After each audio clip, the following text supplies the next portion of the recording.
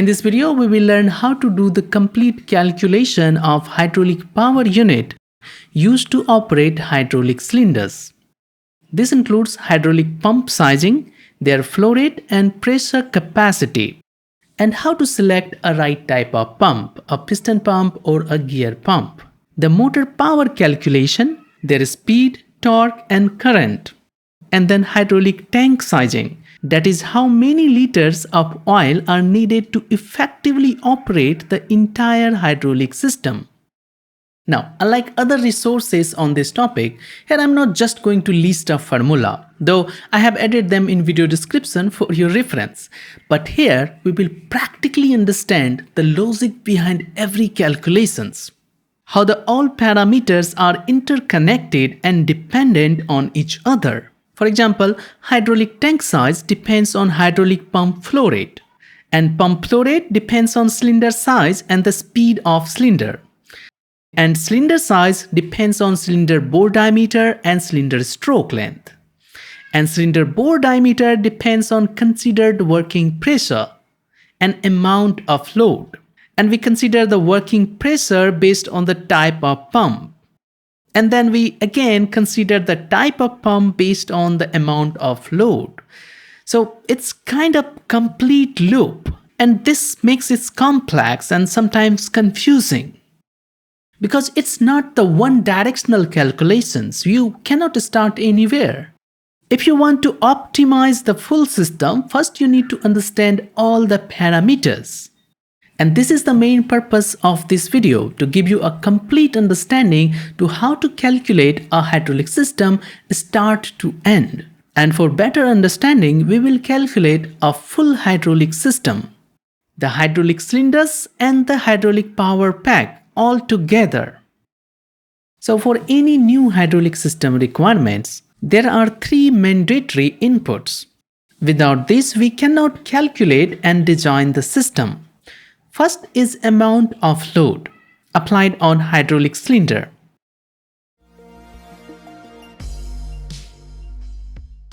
It could be a pressing load, a lifting load, or any other type of forces, but we just need the total amount of load.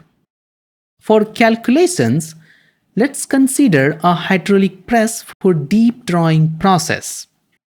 The pressing load required is 20 ton. In hydraulics, we generally define load in tons. 20 tons means 20 ton force. So convert it into Newton.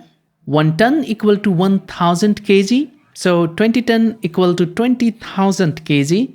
Multiply by gravitational acceleration 9.81, approximate 196,200 Newton. Second input we need is the full stroke length of cylinder. This entirely depends on application, how much you want to press something or move something. For example, in this deep drawing press, we are forming a flat mild steel circular sheet into a bowl shape. And the depth of the bowl is 60 mm. So we need to move the tools by at least 60 mm. But we also need some extra space for loading and unloading the part easily. So we consider a total stroke length of 300 mm. So the actual working stroke where we actually apply the force is just 60 mm, but the full stroke including movement space is 300 mm. Now the third input is stroke speed. This can be given in two ways. One is directly in mm per second or mm per minute or meter per minute, and second is full stroke time or cycle time, meaning how long a cylinder takes to complete the stroke.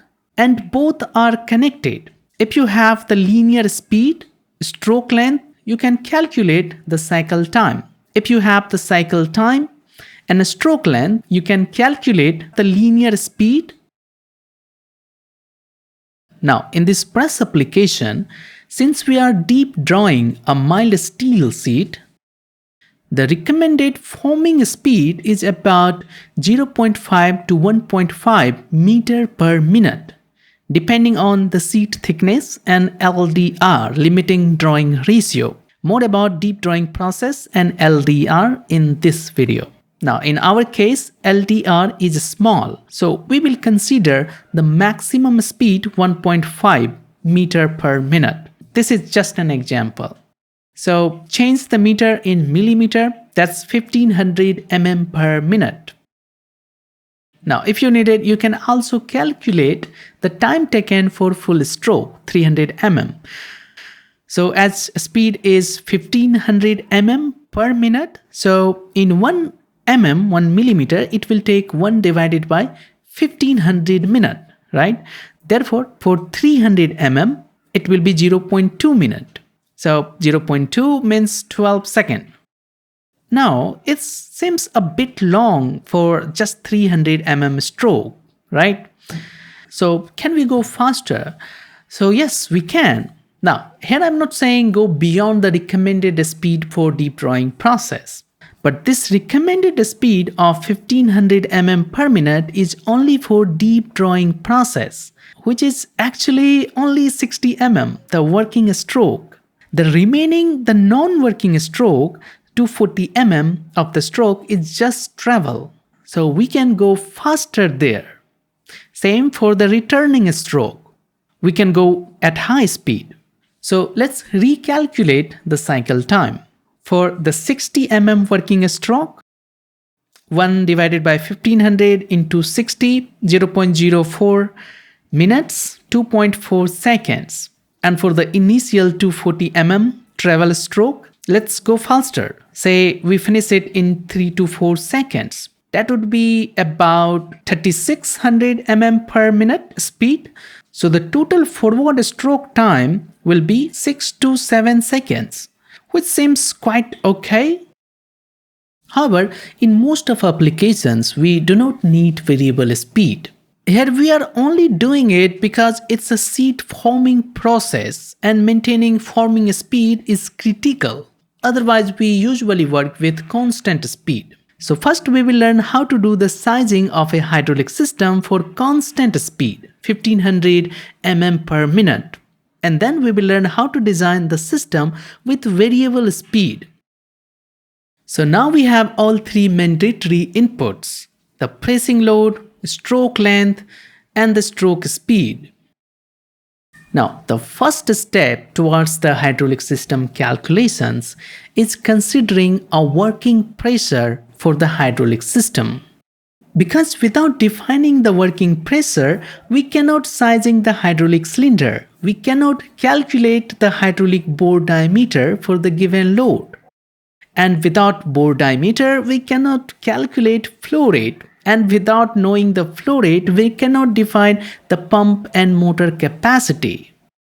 So for now, let's assume the working pressure 100 bar. If you are wondering why 100 bar, don't worry, we will discuss a complete guide to choosing the working pressure for different hydraulic system later in this video. For now, just proceed with 100 bar and convert it into Pascal.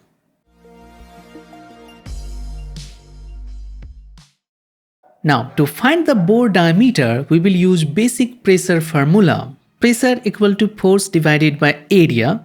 Rearranging this, area equal to force divided by pressure. But we also need to consider some extra margin to compensate the frictional loss inside the cylinder. So we multiply the load by 1.2. This gives us 20% margin of safety. Putting these values, this is in meter square, so convert it into millimeter square, 23,544 mm square. And the piston area is circular, so apply the area formula, pi d square divided by 4. Solving for the d, and the piston diameter will be come out to be 173.18 millimeter. And the nearest ISO standard bore size is 180 mm. That will be the bore diameter of our cylinder. Now, to fully design a hydraulic cylinder, we would also need The piston rod diameter, cylinder wall thickness, number of mounting screws, thread size, and I have already explained all that in detail in this video. You can check that out in full hydraulic design playlist. However, for the sizing of hydraulic power pack unit, we only need the two parameters of the cylinders, the bore diameter and the stroke length.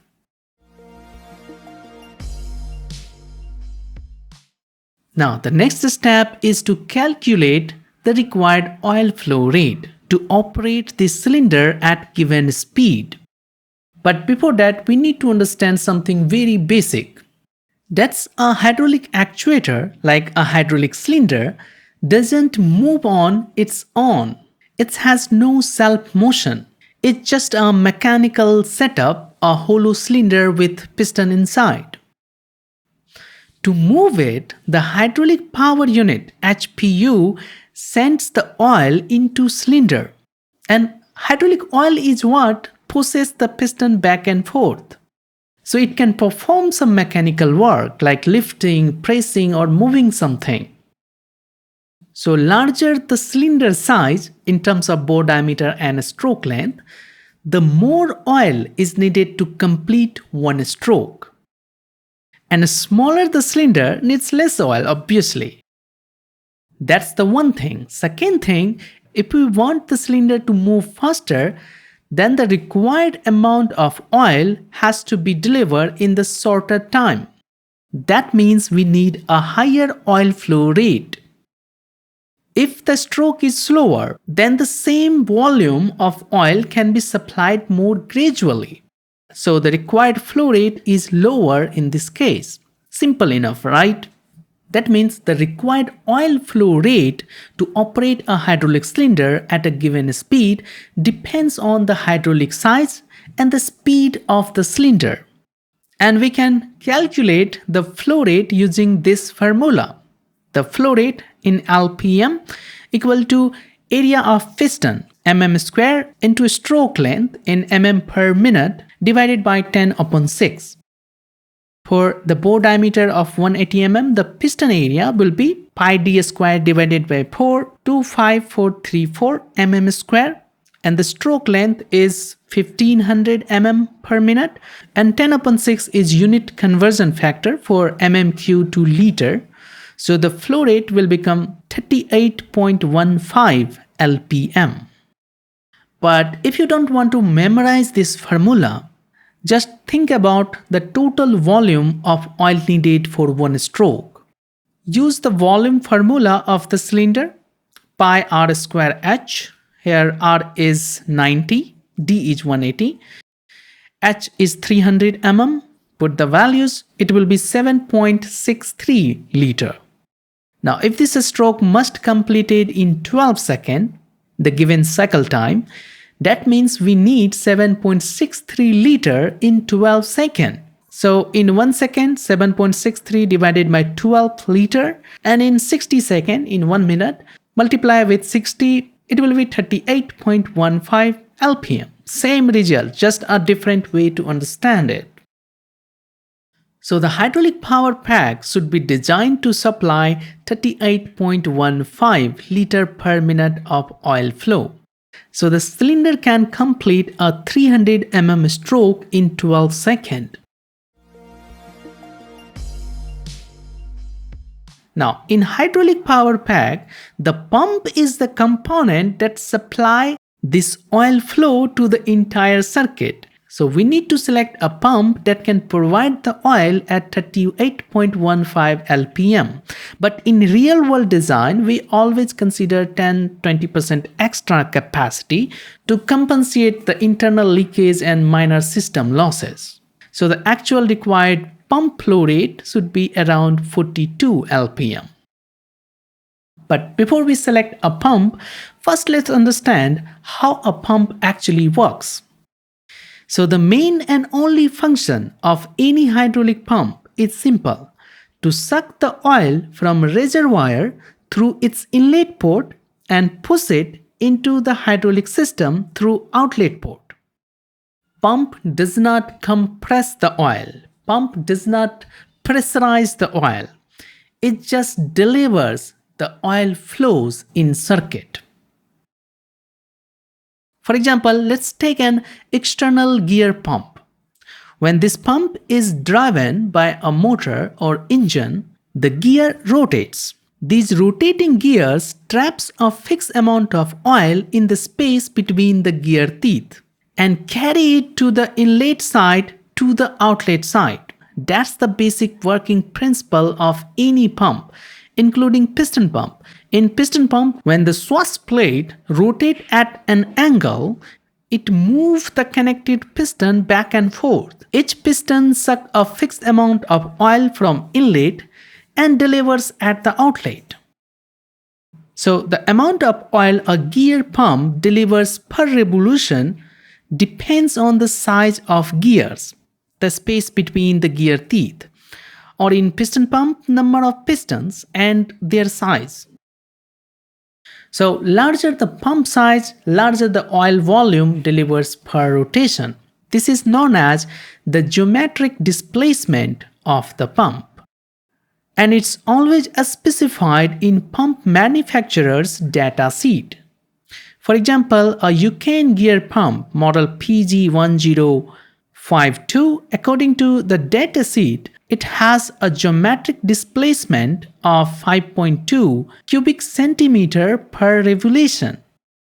And we can convert it in liters, 0.0052 liters. That means the pump will deliver 0.0052 liters on every revolution. So faster we will rotate the pump, at faster rate we will get the oil. That we can check in speed versus flow rate graph. For PG1052 at 500 rpm, the flow rate is approximately only 3 lpm. And as the rpm increases, the flow rate increases proportionally. So we can say the same pump will give high flow at higher speed and will give low flow at lower speed. And since the pump is driven by an electrical motor or IC engine, the pump speed depends on motor speed. In most industrial hydraulic power unit, we use 3-phase 4-pole induction motor, which typically run at 1400-1500 rpm, depending on the motor efficiency. That's why most pump manufacturers specify the flow rate at 1500 rpm. Now back to our example. The PG1052 at 1500 rpm gives around 8 lpm, which is too low for our required 42 lpm. So we need a bigger pump. 273 delivers around 40 lpm at 1500 rpm. PG2 318 gives us 40 to 50 lpm. But let's say if we want to calculate the exact flow rate of this pump, so for PG2 318, the geometric displacement is 31.8 cubic centimeter per revolution, which is 0.0318 liter per revolution. And the 4-pole standard induction motor speeds come around 1465 rpm. Under load, approximate 1450 rpm. So the flow will be multiply the geometric displacement into rpm, 46.11 lpm. That's more than enough for our system. But remember, we should not select a pump with too high flow rate than required.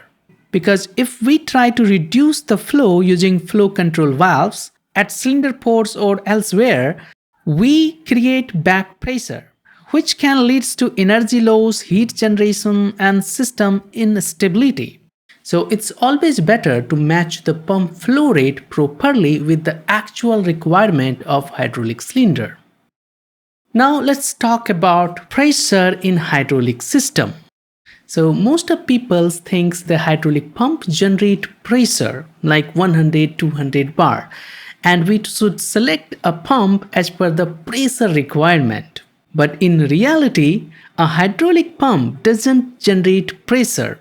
No matter how much you argue, But a pump do not compress the oil. A pump do not store the pressurized oil in a tank, not at all. The only thing a pump does is push the oil, transfer the oil in system. So where does the pressure come from? So oil gets pressurized outside of the pump, only when it faces the resistance in hydraulic system. Let's take an example. In a hydraulic press, during the initial stroke, there is usually no load on cylinder. At this stage, oil flow freely with a very little pressure in system that you can see on the pressure gauge. There will be no significant pressure. But the moment the press start applying force on the workpiece, the cylinder faces resistance, and this resistance pushes back against the oil, and this is what causes the pressure to build up in hydraulic circuit, in entire hydraulic circuit on supply side. And this is how the pressure created, not by the pump but by the load in system. So higher the load, higher the resistance, higher the resistance, higher the oil pressure. And to control and limit this building pressure, we use a pressure relief valve. This valve acts as pressure regulator. When the system pressure exceeds the set limit, the excessive oil is bypassed back to the tank and keep the pressure in system safe and stable. For example, if our working pressure is 100 bar, we select the relief valve pressure 10% extra, 110 bar. This ensures the system works properly even under the peak loads. And the pump must deliver the required flow rate at maximum expected pressure, that is relief valve setting. In simple words, the selected pump must be capable for maintaining the flow rate when the pressure reaches its relief valve settings.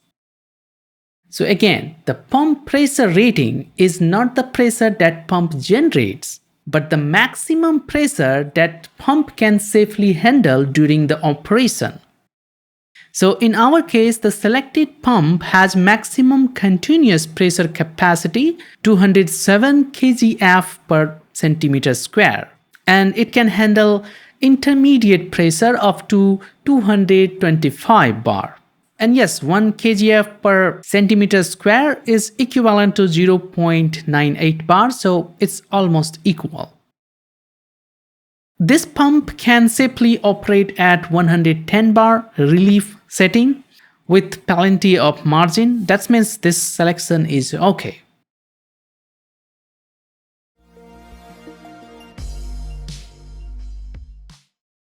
Now, to drive the hydraulic pump, we use an electrical motor.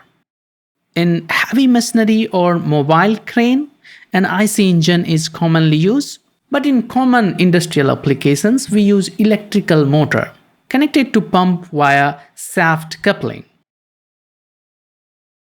So when there is no pressure in hydraulic system, the motor rotates the pump easily. But as the pressure builds up, the pump faces resistance and it becomes harder to rotate.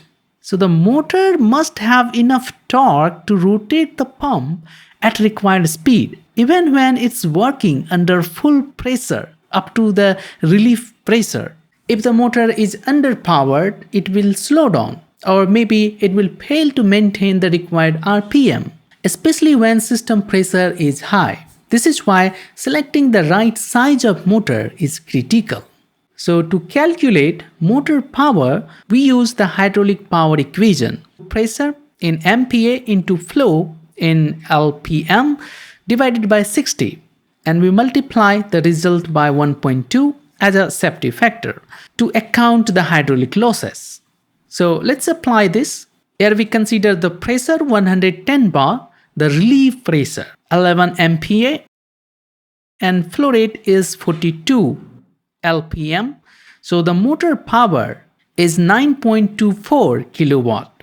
And to convert in horsepower, multiply it 1.34, 12.4 HP. You can also cross-check this from the pump catalog under typical performance characteristics. Look at the pressure versus input power graph. For our selected pump PG2318 at around 110 bar, the input power is approximately 9 kilowatt, which matches our calculated value. Now, to select the motor, I'm referring to Bonfigurely BE series, which is widely used in India at 50 Hz, IE2 class, efficiency grade. For 4-pole motor at 1500 RPM, there is 9.2 kilowatt motor. Available model is BE132MB. You can even go slightly higher for margin, but this motor is sufficient for our case.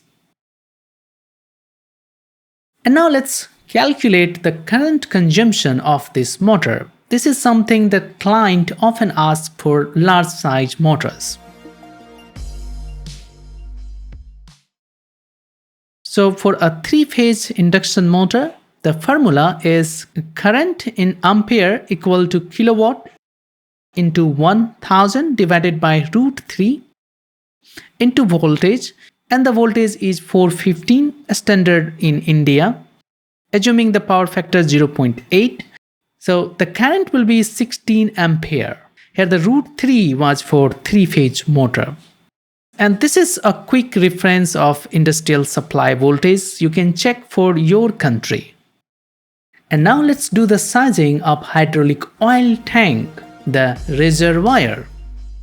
So first off, when hydraulic cylinder operates at high pressure, the oil gets under compression stress, and as a result, its temperature increases. If the system runs continuously for long hours, the oil start loses its viscosity, and it's make the oil thin and it's become harder to pump, lead to more internal leakage in pump, which directly affects the overall system efficiency and also increase the wear and tear in system components.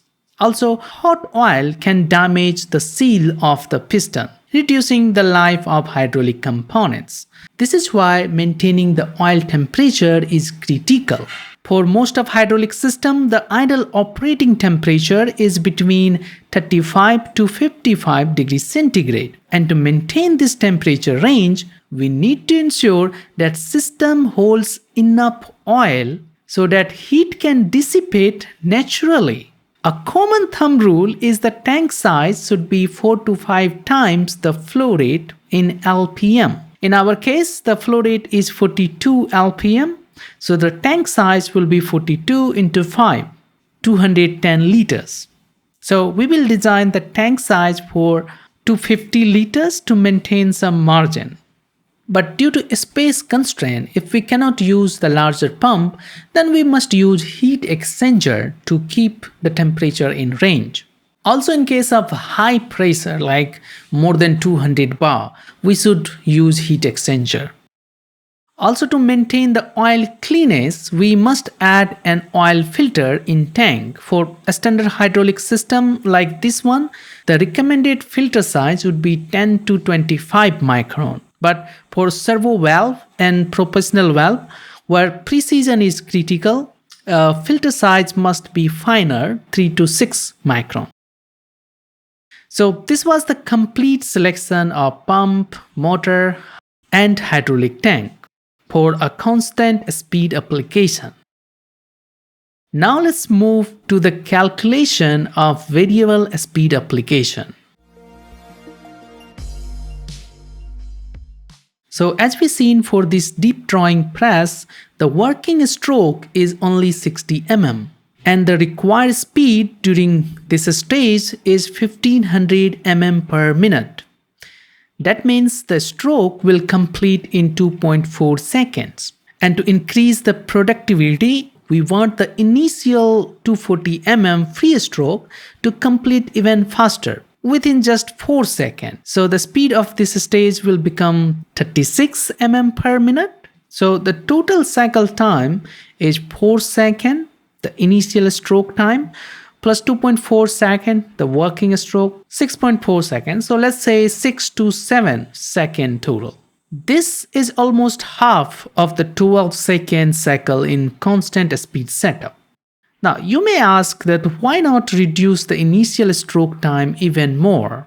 Sure, let's say we want the initial stroke 240 mm done in just 2 seconds, then the required speed will be 240 into 60 divided by 2, 7200 mm per minute. The cylinder bore diameter is already 180 mm. And for 180 mm, the area is 25,434 mm square. So the required flow rate will become 183 LPM. That's a very large flow rate. So such larger pump may not be readily available or maybe become too expensive.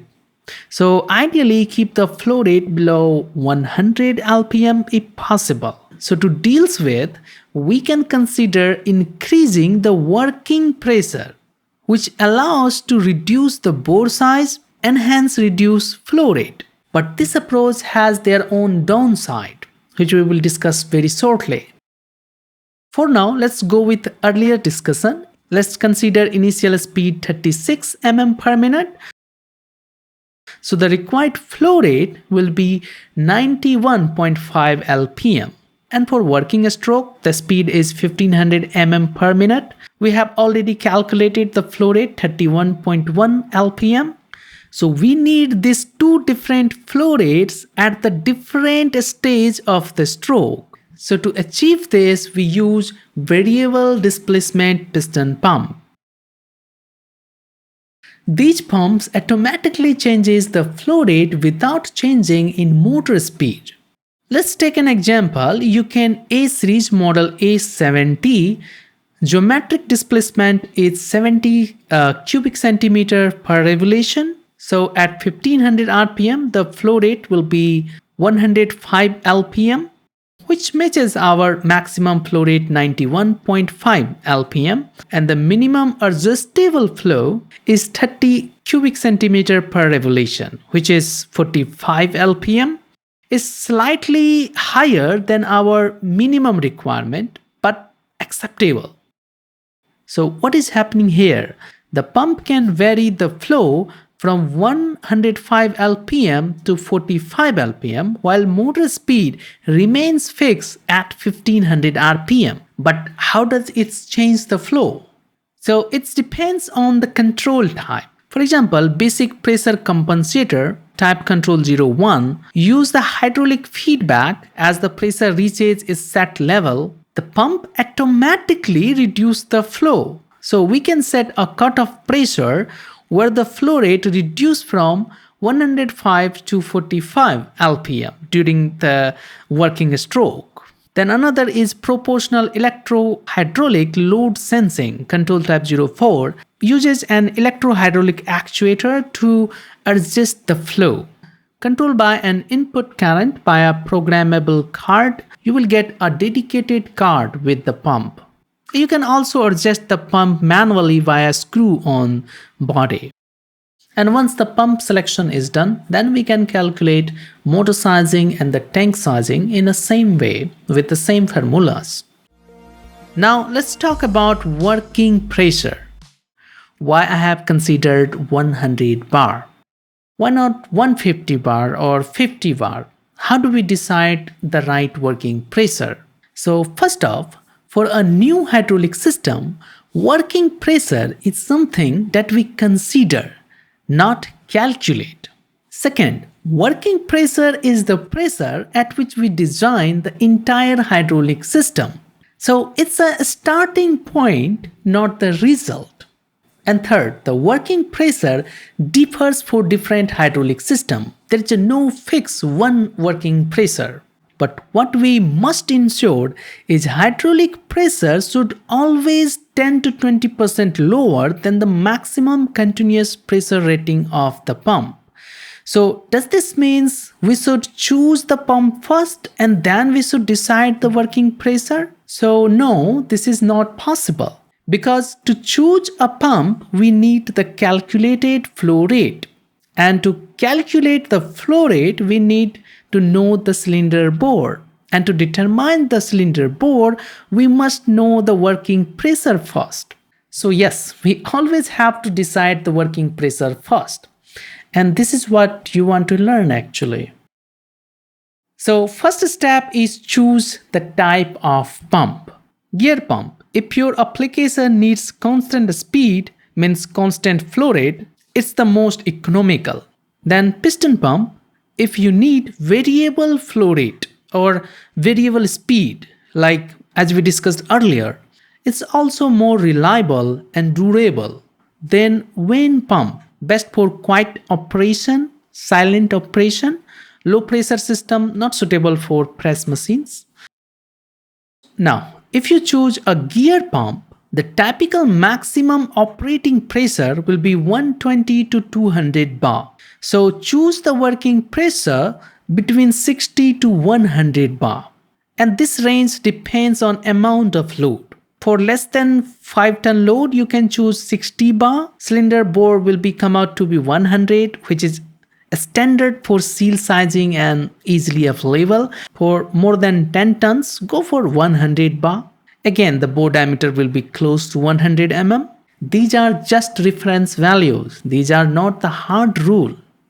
So this was for a gear pump. Now what if you choose a piston pump? So most piston pump are rated between 150 to 400 bar. Some axial piston pump can be even go up to 600 bar. So you have a wide range to choose from. Keep in mind the working pressure must be lower than the rated pressure of the all system component, not just the pump.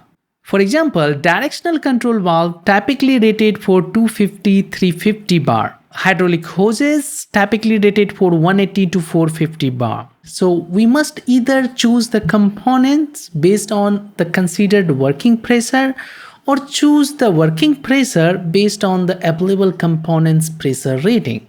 Also keep in mind, continuously running a system at high working pressure reduce the life of the pump and valve, generate excessive heat, degrades the seal life, also increase the risk of pipe and joint leakage. So even for the piston pump, keep the working pressure between 100 to 200 bar.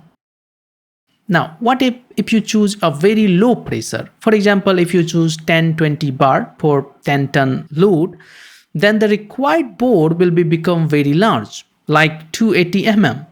This will increase the oil volume, demand a high flow rate, result in large pump and tank size, and also makes the system very costly. So in general, avoid going too low in pressure. Now, what if the load is small? Say required force is only 100 kgf. Then you can easily go for 10-20 bar. That's absolutely fine. The equipment sizing should be in range. I hope you get some idea, and I don't want to give you a specific working pressure. Actually, there is no specific working pressure. There is a range of working pressure that you can select. Start with 100 bar.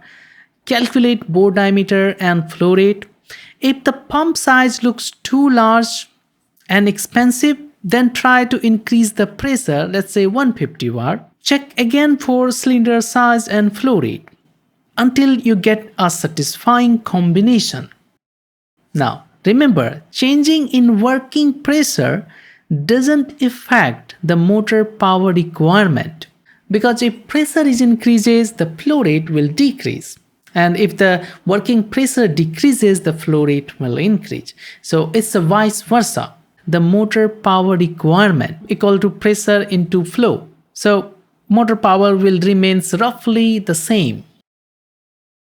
Now, apart from the primary function of a hydraulic power unit to operate a hydraulic cylinder, hydraulic power unit also includes several important components, like directional control valve are usually mounted on HPU body. It has an oil indicator. A temperature sensor or temperature gauge is also added. If needed, a heat exchanger is installed to manage the oil temperature, and of course a pressure gauge to provide the monitor of the line pressure. So we can say hydraulic power unit, it's not just a pump connected with motor and having a tank. It's a complete self-contained power generation and oil management system. Now, a hydraulic power unit is not only limited to operate hydraulic cylinders, it's also used for other industrial applications, like in endurance testing machines, in leak testing rings, in force simulation bench, or injection molding machines, and so on. Now, in hydraulic system design, we also need to select the right hydraulic hoses, their size and the pressure rating. So in next video, we will learn how to calculate the right size, the correct size of the hydraulic housing or hydraulic pipe. So next video should be on your screen, or you can check the video description. And thank you so much for watching this video.